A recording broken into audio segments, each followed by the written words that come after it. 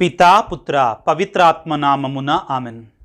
క్రీస్తునాథుని యందు మిక్కిలి ప్రియ సహోదరి సహోదరులారా, పునీత బాప్తిస్మ యోహాను గారి శిరచ్ఛేదన మహోత్సవ వాక్య పరిచర్యకి మిమ్మందరినీ ప్రేమతో ఆహ్వానిస్తున్నాను.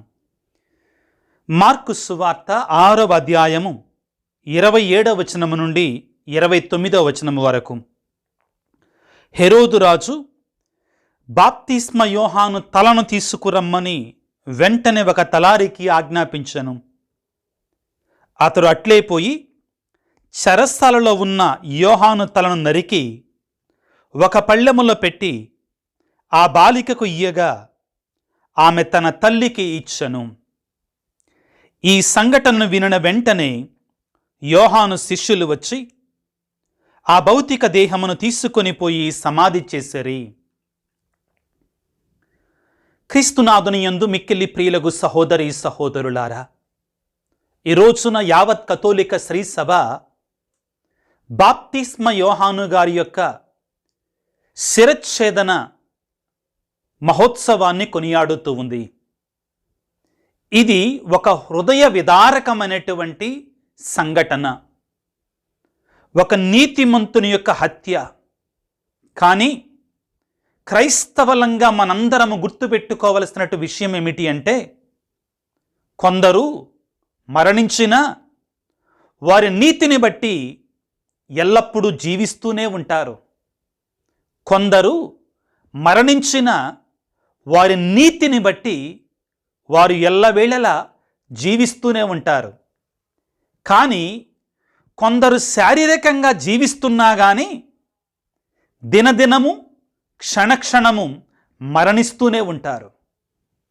ప్రియులారా, బాప్తిస్మ యోహాను గారు మరణించినా కానీ జీవిస్తూనే ఉన్నాడు తన యొక్క నీతిని బట్టి. హెరోదు రాజు జీవిస్తున్నా కానీ భయముతో నిత్యం మరణిస్తూనే ఉన్నాడు. ఎందుకు ఈ మాట చెబుతున్నాను అంటే ప్రియులారా, మీకందరికీ కూడా ఈ పండగ రోజున ఒక మాట ముందుగా చదివి వినిపించాలి. మార్కు సువార్త 6వ అధ్యాయము 14వ వచనము నుండి, యేసు ప్రభువు పేరు ప్రసిద్ధికెక్కెను. హెరోదు రాజు అది వినను. ఎవరి గురించి? యేసు ప్రభువు యొక్క ప్రసిద్ధిని విన్నాడు.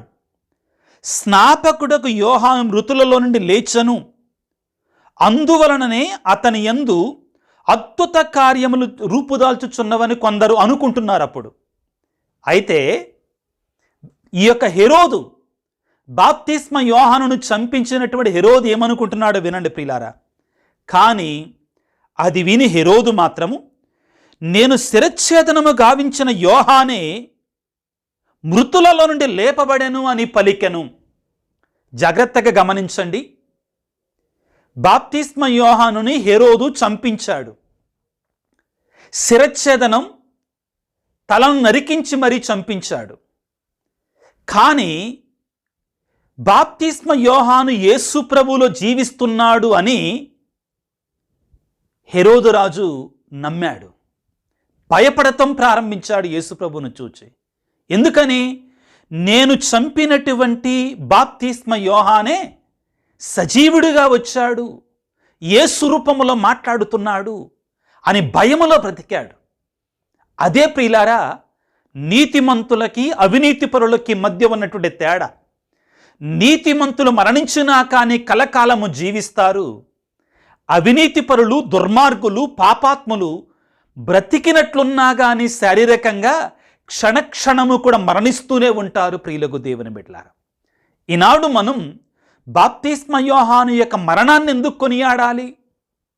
క్రైస్తవులంగా, కథోలికులంగా మనం ఎందుకు బాప్తిస్మ యోహాను యొక్క శిరచ్ఛేదనాన్ని, బాధాకరమైన కార్యాన్ని ఎందుకు మనం కొనియాడాలి అంటే ఖచ్చితంగా దీనికోసమే.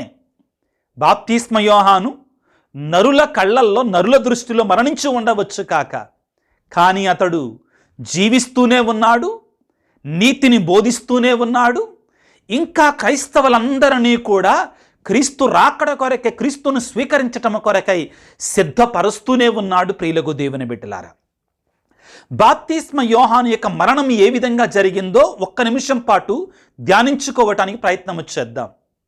ఈ హెరోదు అనేటువంటి వాడు తన తమ్ముడైనటువంటి ఫిలిప్పు యొక్క భార్యని అక్రమముగా ఉంచుకున్నాడు. ఆ స్త్రీతో పాపము చేస్తున్నాడు. తన తమ్ముడి యొక్క భార్యని బలవంతంగా బలత్కారంగా తన దగ్గర తెచ్చుకున్నాడు. ఆశ్చర్యం ఏంటంటే ఆ వచ్చినటువంటి స్త్రీ కూడా హెరోదియా. ఆవిడ కూడా భర్తను మరచి పరాయి వాడితో పాపములో బ్రతుకుతుంది. ఇక్కడ అసలైనటువంటి విషయం ఏమిటి అంటే హెరోద్ అనేటువంటి వాడు ఒక రాజు. రాజు 10 మందికి సుమాతృకగా ఉండాలి. తన రాజ్యంలో ఉన్నటువంటి వానికి ఆదర్శంగా ఉండాలి. అటువంటి వాడే ప్రజలందరి ఎదురుగా దారుణమైనటువంటి వివాహేతర సంబంధానికి పాపానికి ఒడిగడుతూ ఉంటే ఇంకా ఎవరు దానికి సమాధానం చెప్పేది? ఎవరు అడగగలరు రాజు లాంటి వాడిని? ఎవరు ప్రశ్నించగలరు రాజు లాంటి వాడిని? బాప్తిస్మ యోహాను ప్రశ్నించాడు. బాప్తిస్మ యోహాను గొంతెత్తాడు. బాప్తిస్మ యోహాను అన్నాడు, రాజా, నువ్వు చేస్తున్నటువంటిది తప్పు, నువ్వు చేస్తున్నటువంటిది పాపము.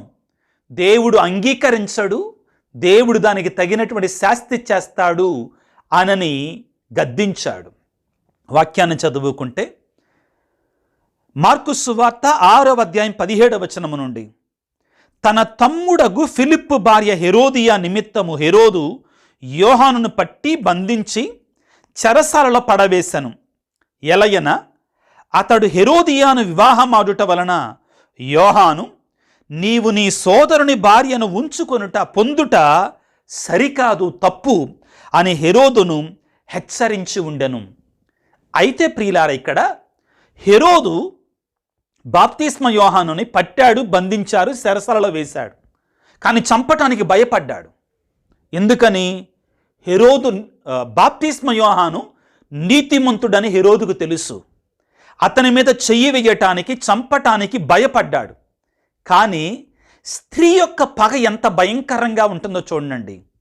స్త్రీ యొక్క పగ ఎంత భయంకరంగా ఉంటుందో చూడండి. మార్కు సువార్త 6వ అధ్యాయం 19వ వచనం, కానీ హెరోదియా యోహానుపై పగబట్టి అతనిని చంపదలిచెను. కానీ అది ఆమెకు సాధ్యము కాలేకపోయింది. ఎందుకంటే ప్రజలందరూ కూడా బాప్తిస్మ యోహాను ఒక నీతిమంతునిగా, కొంతమంది అయితే ఆయనే మెస్సయ్య అనుకున్నారు. బాప్తిస్మ యోహానే మెస్సయ్య అనుకున్నారు. కాబట్టి అది సాధ్యం కాలేదు. అయితే హెరోదు రాజు తన యొక్క బర్త్డే రోజున, తన యొక్క జన్మదినోత్సవం రోజున ఆ యొక్క రాజ్యంలో ఉన్నటువంటి గొప్ప గొప్ప వారందరినీ ఆతిథ్యానికి పిలిచాడు. వారందరి ఎదురుగా హెరోదియా తన కుమార్తెని, హెరోదు రాజుకి కుమార్తె వరస అయ్యేటువంటి ఆ యొక్క అమ్మాయి సలోమియాతో నాట్యమాడించింది. అర్ధనగ్నంగా నాట్యమాడించింది. పరుల ముందు నాట్యమాడించింది. హెరోదు రాజు సిగ్గుపడి తలదించుకోవలసిన దానికి బదులుగా ఆహా ఓహో అని ఆ అమ్మాయికి ఒక వాగ్దానం చేశాడు తాగిన మత్తులో. ఏమిటి? నువ్వు ఏం కోరుకున్నా నీకు ఇస్తాను, అవసరమైతే నా అర్ధరాజ్యాన్ని కూడా అని అతిథుల ముందు మాటిచ్చేశాడు. ఇంకేముంది, ఈ అమ్మాయి ఏం కోరాలో ఈ అమ్మాయికి తెలియదు.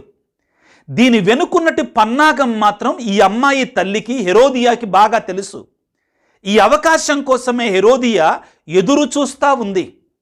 ఆ అమ్మాయి వెళ్ళి తల్లిని అడగా వెంటనే ఈ అవకాశాన్ని వాడుకుంది. నాకు బాప్తిస్మ యోహాను యొక్క తలని ఒక పళ్ళెములో పెట్టివ్వు అన్నది. అక్కడున్న అతిథులందరూ కూడా ఆశ్చర్యపోయారు. ఇదేం కోరిక ఈ వయసు అమ్మాయికి? అవును ప్రియులారా, కోరింది. ఇక్కడ చూడండి ప్రియులారా, ఇటువంటి కోరిక కోరినప్పుడు అది నీకు తప్పమ్మా, అది కోరకూడదు, ఆయన నీతిమంతుడు, ఆయన పరిశుద్ధుడు అని చెప్పటానికి బదులుగా ఏం సాకు ఎత్తుక్కుంటున్నాడు, కుంటి సాకు. అయ్యో, నేను అందరి ఎదురుగా మాట ఇచ్చా కదా, మాట తప్పకూడదు, కాబట్టి యోహాను తలను తీసుకొని రండి. నీతిమంతుడైనట్టు బాప్తిస్మ యోహాను యొక్క తలని ఈ రీతిగా తీసుకొని రావటం జరిగింది. క్రీస్తునాథుని యందు ప్రియులకు దేవుని బిడ్డలారా, రాజ్యానికి అధిపతి రాజు ఏం చేయాలి? సుమాత్రకగా ఉండాలి. హెరోదు రాజు, అదేవిధంగా హెరోదియాలో ఉన్న తప్పులు చూడండి ప్రియులారా. ఒకటి, అన్నిటికంటే ముఖ్యమైనటువంటిది, తన తమ్ముడు భార్యని బలవంతంగా తనతో ఉంచుకోవటం. రెండవది, అతిథుల ముందు కుమార్తె స్థానములో ఉన్నటువంటి సలోమియాతో అర్ధనగ్నంగా నాట్యం ఆడించటం. మూడవది, తాగిన మత్తులో శపథం చేయటం. నాలుగవది, అది తప్పైనా కానీ నేను మాట ఇచ్చాక తన కుంటి సాకుతో ఆ పాపాన్ని, ఆ ఘోరమైన పాతకాన్ని, నీతివంతుడైన బాప్తిస్మ యోహాను యొక్క తలని నరికించటం. ఇన్ని తప్పులు చేశాడు ఈ హెరోదు రాజు. ప్రియులకు దేవుని బిడ్డలారా, కానీ బాప్తిస్మ యోహాను గురించి మనం ఒక్కసారి ధ్యానం చేస్తే ప్రియులారా, బాప్తిస్మ యోహాను ఒక కారణ జన్ముడు. ఒక కారణం కోసం జన్మించాడు. ఏమిటి కారణం? అసలు బాప్తిస్మ యోహాను యొక్క జననం దేని కొరకు అంటే, యేసు ప్రభు యొక్క రాకడ కొరకై మార్గాన్ని సిద్ధం చేయడం, ప్రజలని సిద్ధం చేయటం. ఇది దేవుడు బాప్తిస్మ యోహానుని ఈ లోకానికి పంపటంలో ఉన్నటువంటి ప్రధానమైన ఉద్దేశం ప్రియులారా. ఒకసారి వాక్యాన్ని చదువుకుంటే యెషయా గ్రంథము 40వ అధ్యాయం 1-3 వాక్యాలు మనం చదివితే, ఇదిగో ఎడారిలో ఒక స్వరము ఎలుగెత్తి ఇట్లు పలుకుచుండెను. ఏమని పలుకుచుంది? ప్రభువు మార్గమును సిద్ధము చెయ్యుడు, ప్రతి లోయను పూడ్చుడు, మిట్ట పల్లాలను సరిచెయ్యుడు. ప్రభువు వస్తున్నాడు, మార్గాన్ని సరిచెయ్యండి. రానున్నటువంటి బాప్తిస్మ యోహానుని గురించి యెషయా ప్రియులారా సుమారుగా 600-700 సంవత్సరాల క్రితమే ప్రవచించాడు. అదేవిధంగా మలాకి గ్రంథం 4వ అధ్యాయం 5వ వచనములో, ప్రభువు దినము రాకమునిపే ఏలియా ప్రవక్తను నేను మరలా పంపుతాను అన్నాడు. ఈ ప్రవచనము కూడా బాప్తిస్మ యోహానుని గురించే. కాబట్టి ప్రియులారా, ప్రవక్తలు యేసు ప్రభువు గురించి ఏ విధముగా ప్రవచనాలు పలికారో, అదేవిధంగా మహా గొప్ప ప్రవక్త, నూతన పాత నిబంధనలకు మధ్యవర్తి, ఒక బ్రిడ్జి అయినటువంటి బాప్తిస్మ యోహాను గురించి కూడా మహా గొప్పగా ప్రవచించారు ప్రియులకు దేవుని బిడ్డలారా. ఇదిగో ఈ యెషయా గ్రంథములో, ఈ మలాకి గ్రంథములో పలికినటువంటి మాటలు బాప్తిస్మ యోహాను ద్వారా నెరవేరుతూ ఉన్నాయి. మత్తయి శుభవార్తలో మనం చదువుకుంటే 3వ అధ్యాయములో ఈ విధంగా రాయబడి ఉంటుంది ప్రియులారా. ఆ రోజులలో బాప్తిస్మ యోహాను యూదియా దేశపు ఎడారిలో బోధించుచు, పరలోక రాజ్యము సమీపించినది, మీరు హృదయ పరివర్తనము చెందుడు అని పలికెను. ప్రభువు మార్గమును సిద్ధము చేయుడు, ఆయన త్రోవను తీర్చిదిద్దుడు అని ఎడారిలో ఒక స్వరం ఎలుగెత్తి పలుకుచుండెను అని ఈ యోహానును గుర్చి యెషయా పలికి ఉన్నాడు అని పలుకుతున్నాడు. క్రీస్తు ప్రభు యొక్క మార్గాన్ని సిద్ధము చేయటానికి బాప్తిస్మ యోహాను రానే వచ్చాడు.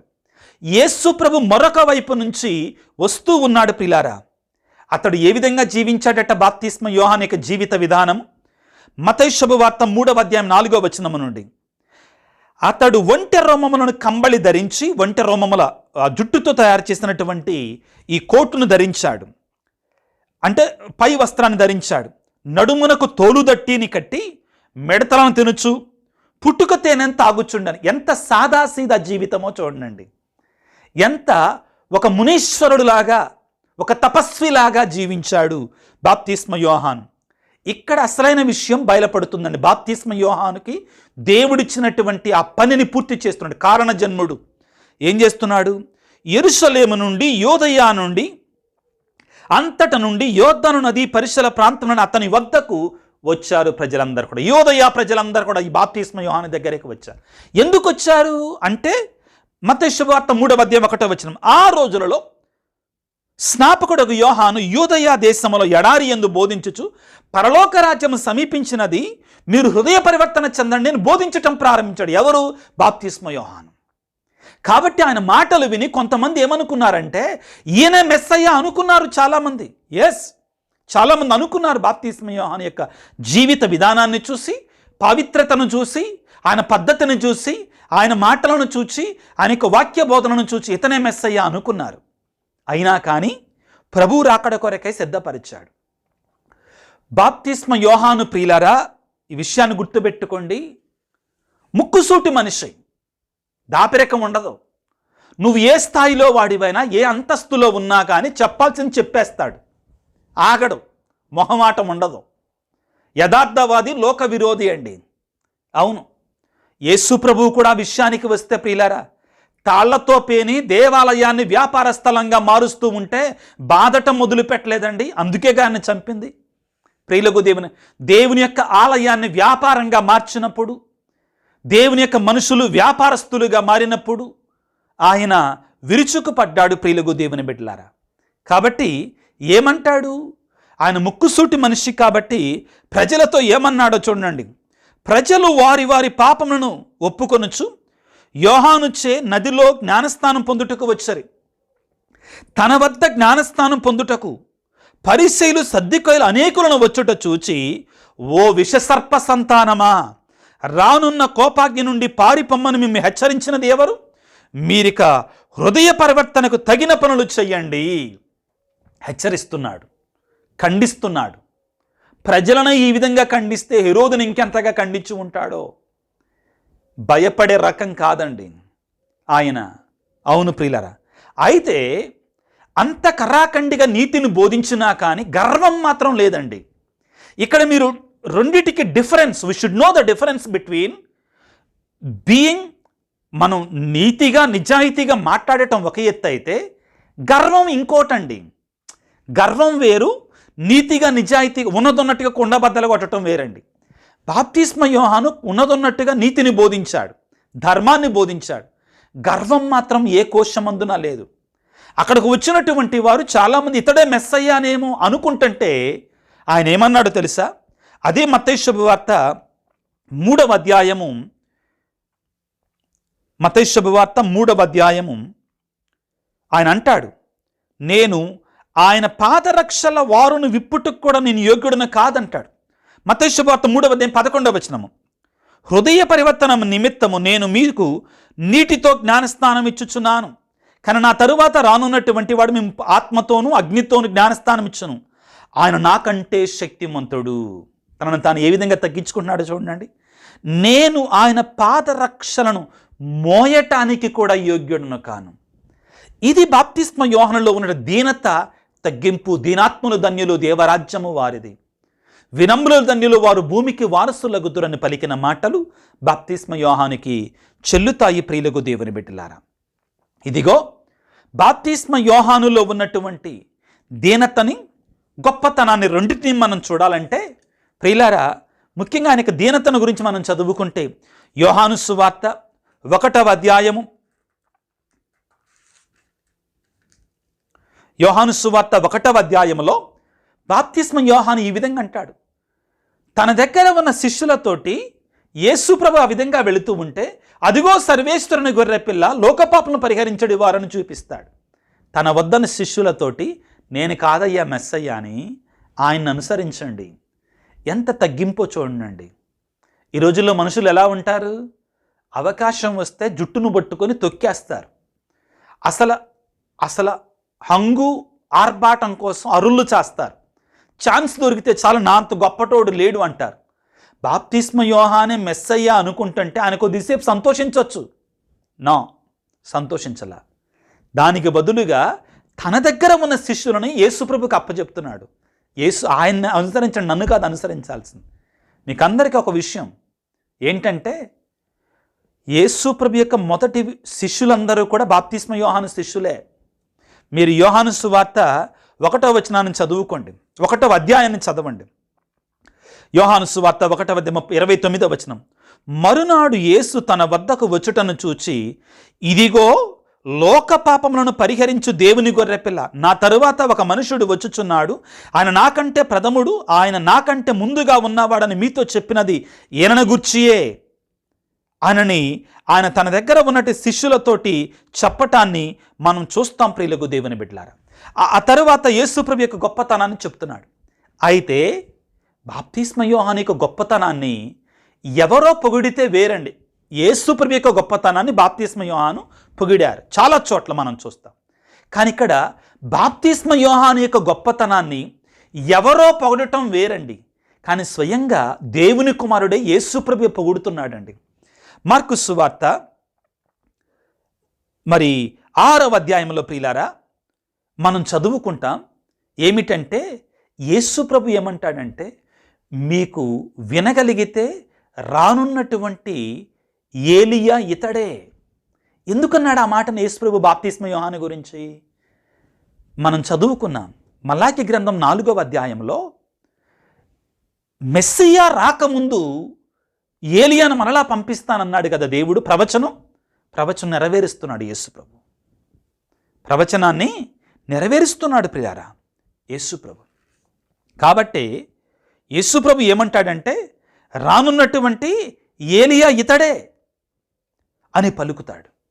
ఆ తరువాత అదే యేసు ప్రభు ఏమంటాడంటే, మత్తయి శుభవార్తలో స్త్రీలలో జన్మించినటువంటి వారందరిలో కూడా గొప్పవాడు బాప్తిస్మ యోహాను కంటే అధికుడగు వాడు మరొకడు లేడు అంటాడు. అంత గొప్పవాడు బాప్తిస్మ యోహాను. ప్రియులకు దేవుని బిడ్డలారా, అయితే ఎక్కడా కూడా తన గర్వాన్ని చూపించుకోలే బాప్తిస్మ యోహాను.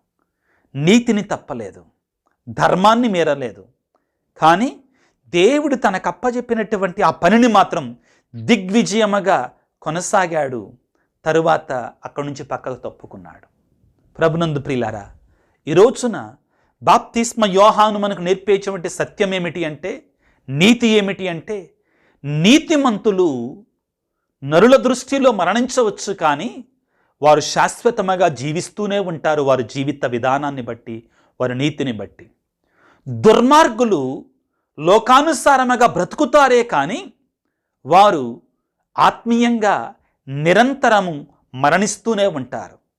బాప్తిస్మ యోహాను మనకు నేర్పించేటువంటి గొప్ప వేద సత్యం ఇదే.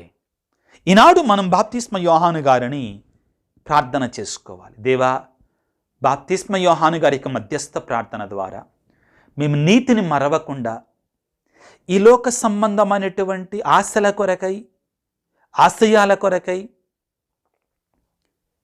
గతిమీరి మితిమీరి పాపము చెయ్యకుండా నీ వాక్యానుసారముగా బాప్తిస్మ యోహాను వలె బ్రతకటానికి కావాల్సిన శక్తిని మాకు ఇవ్వయ్యా. అంత సులువు కాదు ప్రియులారా ఈ లోకంలో జీవించటం. ఆత్మీయ జీవితాన్ని జీవిస్తున్నటువంటి వారికి సత్యం తెలుసు బాగా, జీవించటానికి ప్రయత్నము చేస్తున్నటువంటి వారికి తెలుసు ఈ సత్యం బాగా. ఎక్కడ ఉన్నా ఏమి చేసినా కానీ దేవునికి భయపడాలి, భయపడుతూ బ్రతికేటువంటి వారికి తెలుసు ఈ సత్యం బాగా. నీతివంతంగా లోకములో బ్రతకటం అంత సులువు కాదు, కానీ దేవుని శక్తి మనకి కావాలి. బాప్తిస్మ యోహాను యొక్క శిరచ్ఛేదన మహోత్సవాన్ని కొనియాడుతుండగా క్రీస్తు కొరకే తన ప్రాణాన్ని అర్పించాడు బాప్తిస్మ యోహాను. ఆయన వేదసాక్షి, మొదటి వేదసాక్షి అని పలకొచ్చండి. మహాగొప్ప పునీతుడు, క్రీస్తు మార్గాన్ని, యేసు మార్గాన్ని సిద్ధపరచినటువంటి వాడు. ఆయన మధ్యస్థ ప్రార్థన ద్వారా మనందరిని దీవించమని, ఆశీర్వదించమని, మన కుటుంబాలను దీవించమని తలలు వంచి ప్రార్థన చేసుకుందాం. సర్వశక్తిమంతుడా, సర్వోన్నతుడా, ప్రేమమయుడా, నీకు స్తోత్రాలు, వందనాలు. ఈనాడు బాప్తిస్మ యోహాను యొక్క శిరచ్ఛేదన పండగను కొనియాడుతూ ఉండగా బాప్తిస్మ యోహాను గారి యొక్క మధ్యస్థ ప్రార్థన ద్వారా ఈ వాక్య పరిచర్యలో పాల్గొనినటువంటి నీ బిడ్డలందరిని దీవించండి, ఆశీర్వదించండి. వారి కుటుంబాలను దీవించండి, ఆశీర్వదించండి. వారు ఏ అవసరతలతో, ఏ ఉద్దేశాలతో మీ సన్నిధిలో మీ పాదాలను పట్టి ప్రార్థన చేస్తున్నారు, వాటన్నిటిని నెరవేర్చండి తండ్రి. ప్రత్యేకంగా ప్రభువా, ఈనాడు అనారోగ్యముతో బాధపడుతున్న బిడ్డల కొరకే ప్రార్థిస్తున్నాను. నీ గాయపడిన హస్తాలతో వారిని తాకండి, నీ పరిశుద్ధ రక్తాన్ని వారిపై ప్రోక్షించండి. పరిపూర్ణమైన స్వస్థతను నీ చిత్తమైతే ప్రసాదించండి. కుటుంబాలలో వివిధ కారణాల కారణంగా, పిల్లలు లేక, ఆర్థిక ఇబ్బందుల కారణంగా, అనారోగ్యాల కారణంగా, భార్యాభర్తల మధ్యలో, పిల్లలు తల్లిదండ్రుల మధ్యలో సఖ్యత లేక ఎవరైతే ఇబ్బందులు పడుతున్నారో, శాంతి లేకుండా, సమాధానం లేకుండా ఉంటున్నారో, అక్రమములన్నింటినీ కూడా క్రమపరచు తండ్రి. నీవు నీ నిజమైన శాంతిని, సమాధానాన్ని ప్రసాదించు. ప్రత్యేకమైన రీతిలో ప్రభువా, ఈ యూట్యూబ్ పరిచర్యని ముందు కొనసాగించటానికి ఎవరైతే ఆర్థికంగా సహాయం చేస్తున్నారో, ఎవరైతే వారంతు కృషిగా చిన్న చిన్న అమౌంట్లు, పెద్ద పెద్ద అమౌంట్ల ద్వారా మరి ఈ యొక్క యూట్యూబ్ పరిచర్యను ప్రోత్సహిస్తున్నారో వారందరిని దీవించండి నాయన. వారి కుటుంబాలను ప్రత్యేకంగా ఆశీర్వదించండి నాయన. ఈ యూట్యూబ్ క్రింద ఎవరైతే మా కొరకు ప్రార్థించండి స్వామి అని వేడుకుంటున్నారో, యూట్యూబ్లో మెసేజ్లు ఉంచుతున్నారు, ఆ మెసేజ్లన్నింటినీ కూడా దీవించమని, ఆశీర్వదించమని మా ప్రభు అయిన క్రీస్తు ద్వారా వేడుకొనుచున్నాము తండ్రి, ఆమెన్. ప్రభువు మీతో ఉందురుగాక, మీ ఆత్మతో ఉందురుగాక. సర్వశక్తి గల సర్వేశ్వరుడు పిత పుత్ర పవిత్రాత్మ మిమ్ము మీ కుటుంబాలను చల్లగా దీవించి ఆశీర్వదించి కాపాడుదురుగాక. ప్రియులకు దేవుని బిడ్డలారా, నేను ఈ జర్మనీ దేశంలో పుణ్యక్షేత్రాలను సందర్శించినప్పుడు మీ అందరి కొరకే ప్రార్థిస్తున్నాను. మీ అందరినీ కూడా జ్ఞాపకం ఉంచుకుంటున్నాను. మీరు కూడా మీ కుటుంబ ప్రార్థనలలో నా కొరకై, మీ విజయరాజ్ ఫాదర్ కొరకై ప్రార్థించవలసిందిగా మనవి చేస్తున్నాను. God bless you. దేవుడు మిమ్ము దీవించుగాక. ఆమెన్.